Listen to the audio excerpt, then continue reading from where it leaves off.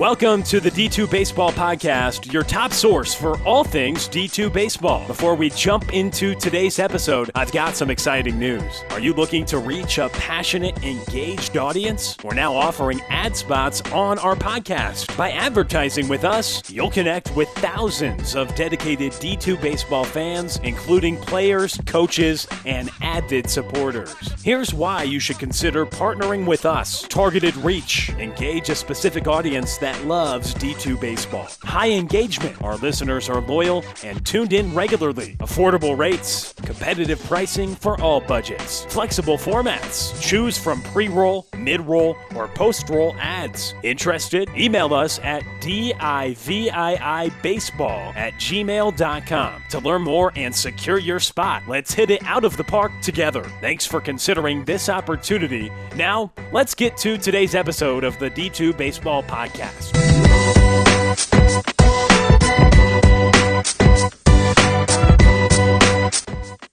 Welcome into another Division II Baseball Podcast as we continue our Coaching Change series. And we talk to Jacob Garsez today, head coach at Sonoma State. Coach, thanks for taking time to join us as we continue to highlight new head coaches in Division II baseball and just leaders of programs in general. Tell us a little bit about how it's going now that you have taken over this program. You're probably a few weeks into fall action. Talk to us about the transition. How has that process been for you?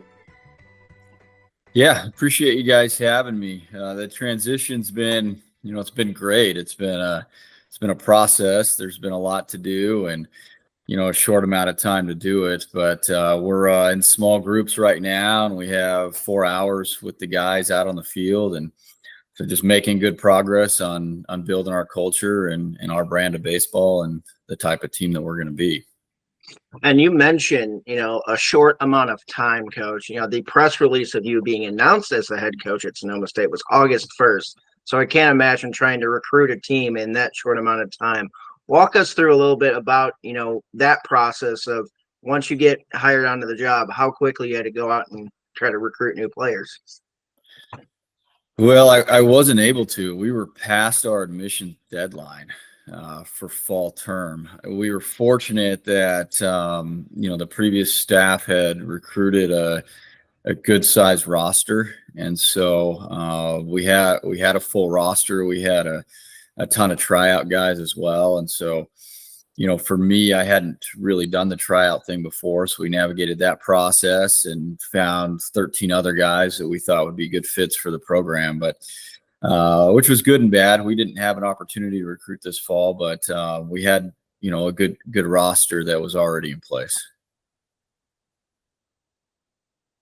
Yeah, that's definitely an interesting way to go about that. But with that being said, with your success in the past of turning programs around and building upon them, I wonder for the fans that are curious about what you're going to bring to the table philosophy-wise, what do you think you will bring to try to build on the 25-26 record last season for Sonoma State?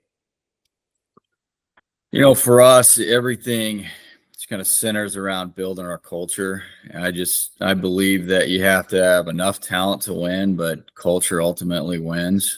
And so, our major objective this fall is to build our brand of baseball, the pace in which we're going to play, the toughness in which we're going to play with, and that competitiveness. And I've been fortunate that we've been able to do that in the past at different stops, is create a team that really competed out on the field. And so, for us, it's about just really teaching our guys how to react, how to behave, and how to compete out on the baseball field and off the field. And Coach, you kind of mentioned a little bit of your previous stops. You spent 4 years at two different NAIA programs, University of Antelope Valley and Oregon Tech, most recently at Oregon Tech. But I want to ask about, your 2018 season at Antelope Valley, where you made it to the NAIA World Series. What are some of the challenges that you had to go through to be able to be one of those final teams? And, how in terms of that, how difficult is it for anyone to be able to take a program and then take it to be one of the final 10 or so teams or 8 or so teams in that season? It is difficult. Building a program is not easy, and it takes all of us. I like to refer to the coaches as we're lane assist. We keep the players in the lane, but they drive the car. And so really about getting the right players. That 2018 team was not the most talented team I've ever coached, but they were the best team I've ever coached. Just how they played together, how well they competed, the discipline they had throughout practice, from everything from practice setup to takedown to transitioning to how they participated throughout practice was really, really impressive. And I can remember going into the national tournament that year thinking that our culture was set and we had accomplished essentially what I'd wanted to accomplish, being the team we wanted to be. And so I just felt really good going into the opening round of the national tournament. I liked our chances and really felt like we had the team that could, challenge our way through that tournament and win. But, since it's been hard getting back. We've built some programs. We've had some really impressive years, in my opinion, but it's not an easy thing to do. It takes everybody, pulling on the same rope in the same direction and some things aligning. When you got this opportunity, and you just talked about those previous stops, you have success, build the culture. I want to continue to dive into that, but I want to ask first, just when this was presented, that you found out that there was going to be an opening, was it something that was really attractive to you? You went right for it. How did this opportunity come about for you, and what made this an attractive next opportunity for you? Yeah, it was tough. We were actually on vacation. I got an email asking me if I'd be interested in discussing the position. So responded to that, set up a phone call, ended up applying and just seeing where the process would lead. I didn't necessarily have any intention on leaving Oregon Tech when I did. This returning Oregon Tech team has a chance to be the most talented team I would have ever coached up until this point. A lot of returners, really talented guys, really good guys on the team. And so that was a hard thing to walk away from. But I'd been here to this campus previously, and I can remember coming through just thinking, man, this would be a great opportunity. I like the location for my family as well. The improvement from a weather standpoint, on-campus facility, how we're able to arrange our practices within our class schedules. There are just logistically a lot of factors here that I felt like had a lot of promise and opportunity for success, and I just needed to see if it was the next right fit for me. And Coach, you kind of mentioned, the better weather, and I want to go a little bit into it and say, you spent some time at Antelope Valley, you spent some time at Oregon Tech. What are some differences in terms of, coaching with those different weather environments, especially when it comes to like practices and, like fall ball leading up into games, so on and so forth? Oh man, fall ball wasn't too different. Our weather there in Klamath Falls in the fall was decent enough, and we were able to start early enough that we were fine getting through fall ball. We did have some class scheduling issues where outside of Saturdays, we didn't have one practice with everyone there. So we had to navigate some small groups and get guys their work, which created some challenges. But early preseason, it's completely different. We opened up last year, and our first 6 games were against top 10 teams in the country, and we hadn't practiced on our field yet. So it a lot different than getting game speed reps consistently out on a field. So we were in our indoor and out on a soccer field and just finding ways to navigate and practice game speed the best that we could in our environment. But it's a different experience versus being out on the field most days.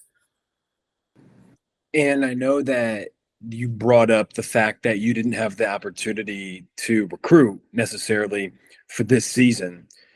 But once you did assume this role, what were some of the first things you started to do? I know that is it just looking at what you have and kind of looking ahead to the next season and orchestrating your staff together to put together a plan for this fall and beyond? What did that look like for you? Yeah, well, we had 34 rostered players and we had 40 players that were trying out. So I had 75 or 74 total guys to learn and figure out who they were, and I'd seen none of them play previously. So my biggest thing was to connect with all of them. So I set up phone calls with every single one of them and just tried to learn as much as I could, as much research as I could do on the internet to try to figure out who everyone was prior to me getting here. And then from there, simulate a staff and put, hopefully the right guys, the right coaches into the program, which we're just still going through the hiring process with two of them, right now.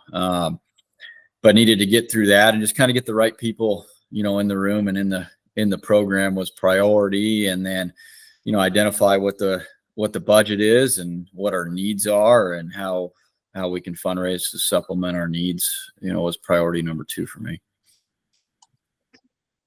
And Coach, you kind of mentioned earlier, and you've mentioned it a few times about culture and how important that is. I want to ask more about, within that, what do you do to build culture, and what are some key principles that you have developed over the years as a head coach to enhance culture in a given year? Yeah, well, principles are the key word for me. We talk all the time about making decisions based off of our principles and not our feelings, making sure that our principles align with our goals.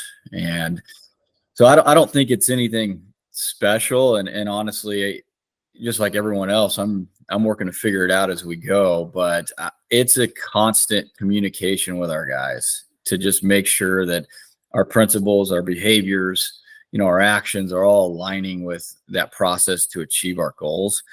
And so we want to describe to them, well, what does that look like? What does a Sonoma State baseball player look like out on the baseball field? How does he react to success? How does he react to adversity? How does he carry himself?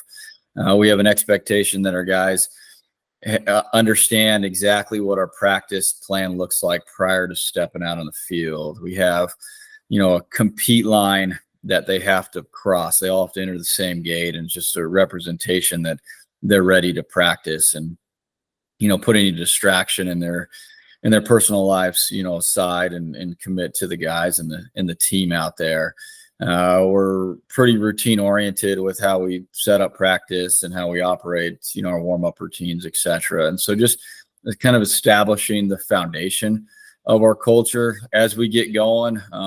We'll read a book as a team. We read at least one book as a team every year that just kind of aligns with the culture and the standards that we want our guys to have. And we'll do different team activities to build that. But ultimately, I want to push our guys too to build the culture behind the scenes, because ultimately it's their team more than it is, my team or the coaching staff's team. They really need to grab a hold of it and take ownership in it.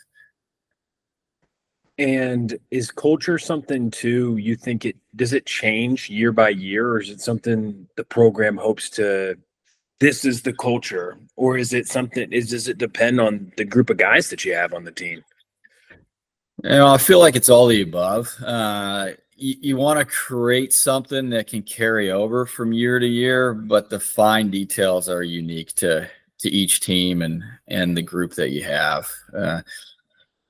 I feel like one of the mistakes that coaches can make, and I've certainly made them before, is just kind of assume that certain culture components are going to continue to carry from one year to the next, and they don't necessarily do. You have to continue to define them, continue to put your guys in situations where they're building the culture, because it does change from year to year, definitely with different personalities and different individuals and just different circumstances.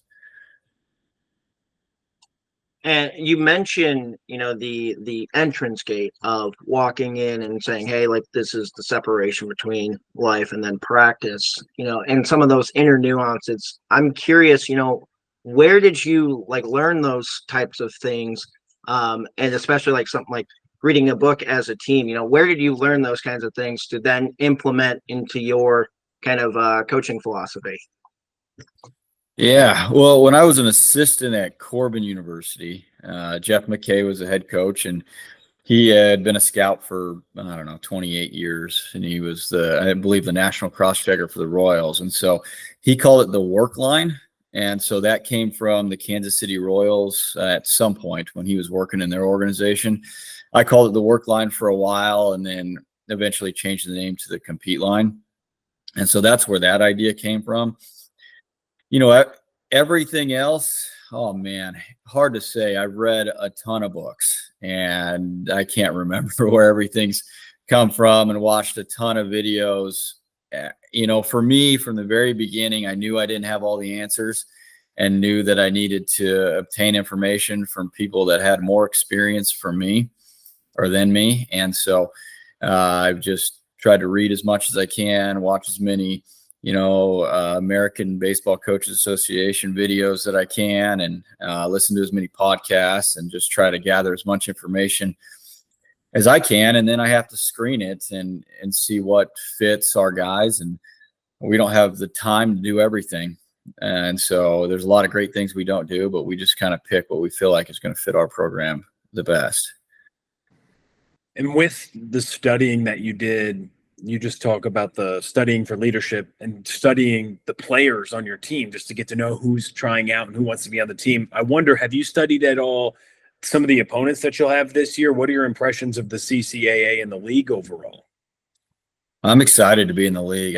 I feel like it's a talented league. A lot of parity in the league too. I don't feel like there's that big of a discrepancy across the conference. And so every week is going to be a battle. I haven't dug deep into the scouting reports of our opponents yet. I mean, we certainly will, but we have our brand of baseball that we'll play, and I think it'll be a little bit different than what people have seen before. And so I'm excited to see how the league responds to our brand of baseball. And you mentioned it perfectly. The league does not have a lot of parity, because going into the final weekend of the regular season, every single team in the conference last year had a chance to make the conference tournament. So that really speaks to the amount of parity in the league. So going to now the Sonoma State baseball program, going into year one, what do you see as some of the biggest challenges in this program, and how do you plan to address those challenges? The biggest challenge for me is coming together this fall as one team. I'm new. My processes are very new to the returners and to the new players within the program.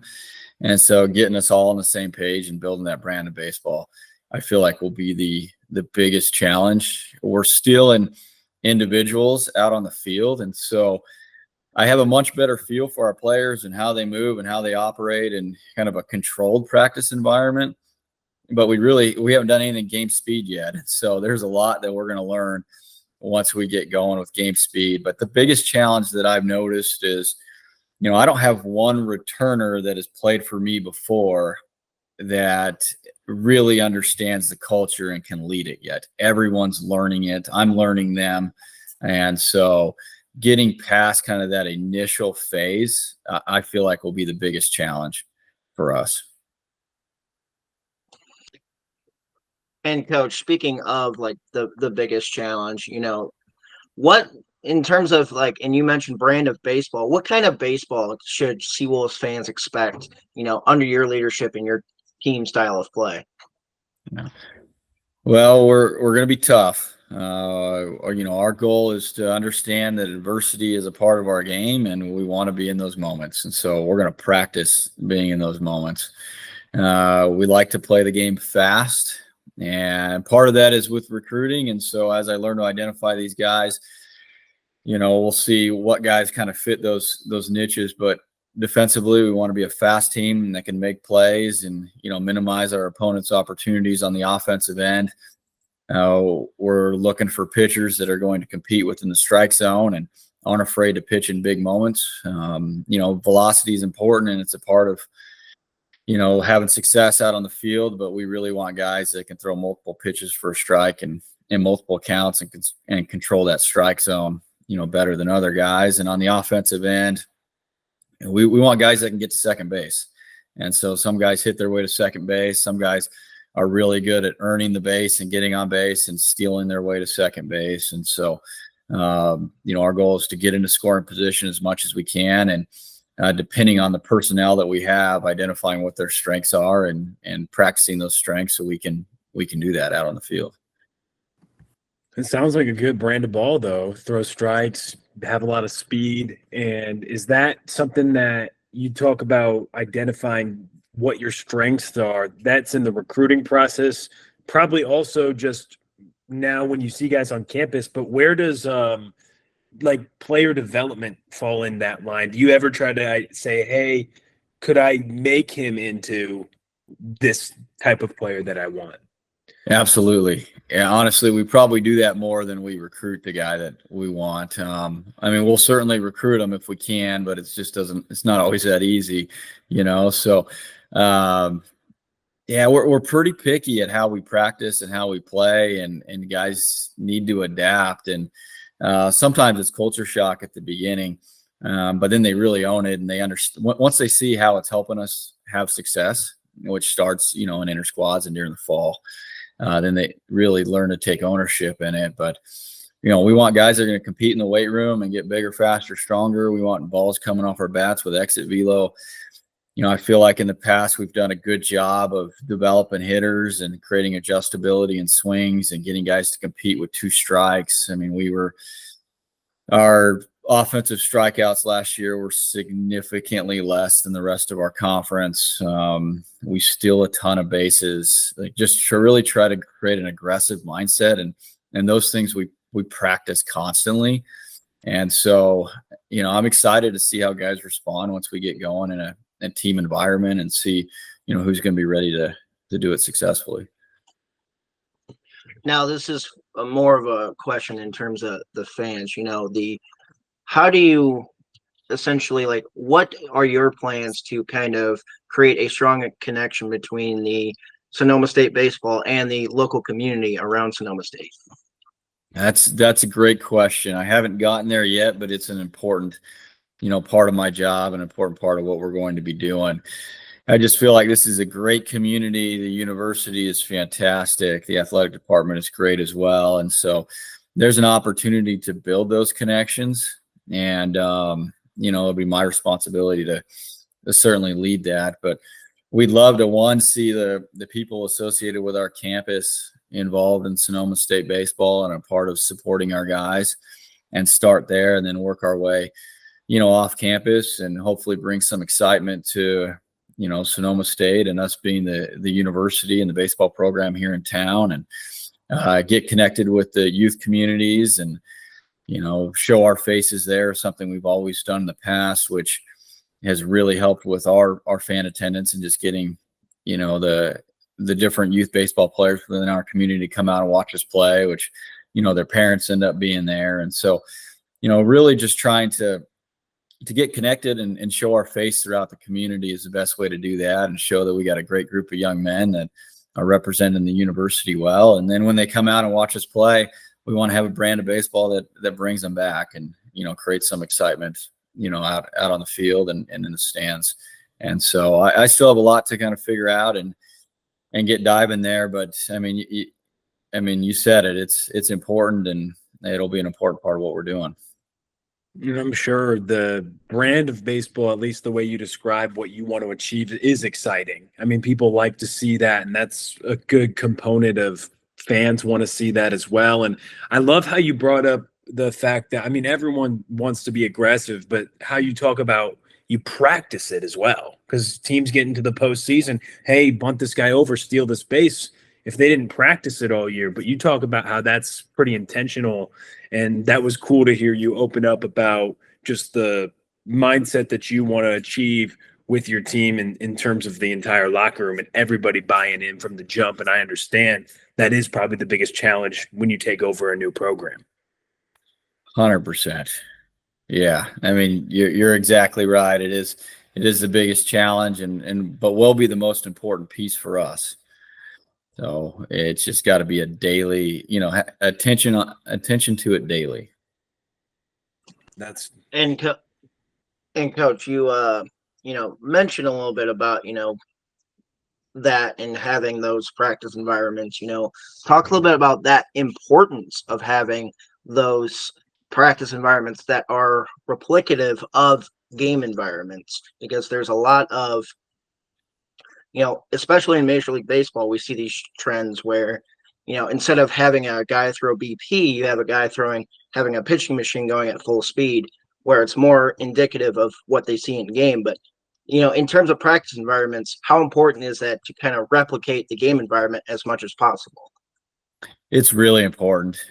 So for us, Division II baseball with the practice rules is different than NAI baseball, good and bad. And so one of the advantages, we have our small groups. So within our small groups, we want to put them in controlled environments where they could replicate successful movement patterns over and over again, and essentially hopefully build some quality habits. And then we start to add variables to those environments so that they have to react. And then we want to practice at game speed under game pressure as much as we possibly can. And so it'll be, we have a win the day as part of all of our practices, and that's a big part of it, is just creating that competition in practice as well. And it'll get more exciting once we're going at game speed and we can put them in different game speed environments. But we also have to have awareness to where the team's at. A simple, a traditional baseball practice competition that everybody's done for years, you have 27 outs, right? So that's something we love to do. You got to get 27 consecutive outs in a row. Well, you can do that at just off of a fungo. You can do it off of fungo and stopwatch. You can do it off of fungo and base runner. So just really transitioning the guys based off of where they're at. We do different 2-strike competitions where we can, based off of where they're at, we can create the difficulty level. And so just for me, a big part of it is my awareness of what we're capable of accomplishing as a team and what that next step looks like as I put together these practice plans.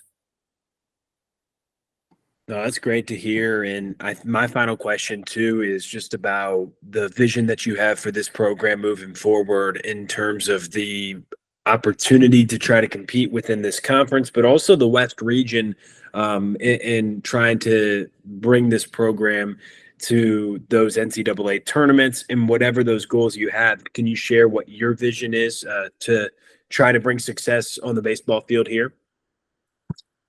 Yeah, well, we want to continue to build this facility as our home, which I think is important. It'll make our current guys, feel like they're a part of something special. We have this great indoor facility here with a locker room right next to our field. And we spent an hour and a half, an hour and 50 minutes cleaning it yesterday, and we still have more to go. And so we need to continue to improve that facility and bring some excitement to that.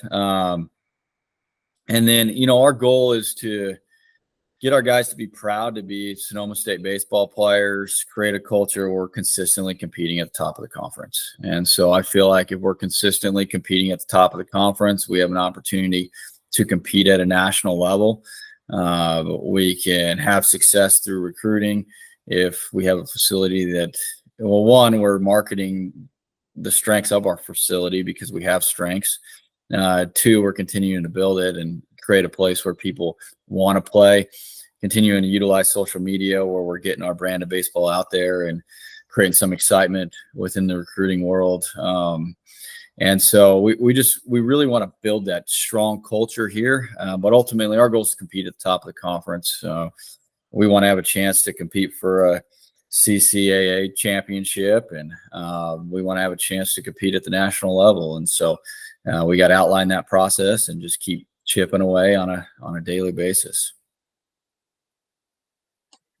That's a great answer, Coach. And, I'm sure the Sonoma State fans are excited to hear about that. They're excited to see you go out and see your team perform out on that baseball field. But the final question I have for you is, when you got your coaching career started and to now where you're at now, who or what have been some of the biggest mentors to help you get to where you're at today? Wow. Well, Jeff McKay gave me my first college coaching position, and he exposed me to a lot of information that has been really advantageous for me as a coach, from hitting instruction to, he spent 28 years as a scout, so player evaluation, to just the opportunities that he gave me. He gave me a lot of opportunities to actually coach. I put together the practice plans. I led, a good portion of the practice, and just put me in an environment to grow and be successful. From there, I haven't had the opportunity to coach underneath anyone else. And so as many podcasts as I can listen to, books I can read, videos as I can watch. I mean, I've seen every ABCA video you can watch, and some of them multiple times, so yeah, just the big name coaches that have had success that I don't have any personal relationship with. I've probably read a lot of their books, and I've watched a lot of their videos, and just have pieced it together throughout the years. Well, Coach, really appreciate you taking time to join us. We're both really excited for the opportunity that you have to take over and compete in this league, especially with all the excitement and what your team, the team you led last year, school record in wins, and now you carry that momentum into a new place. It's got to be exciting, and we're really looking forward to continue to watch what you guys do. So thanks for your time today, and telling the fans a little bit about yourself and your program. I appreciate you guys very much. This is a big deal for our program, and I was excited to be on here and chat with you. But obviously, we need support from guys like you to do this, and so I really appreciate you reaching out and letting me talk about Sonoma State baseball. Absolutely, Coach. That's what we're here for, to shine the light on Division II baseball, and that's head coach Jacob Garsez of Sonoma State.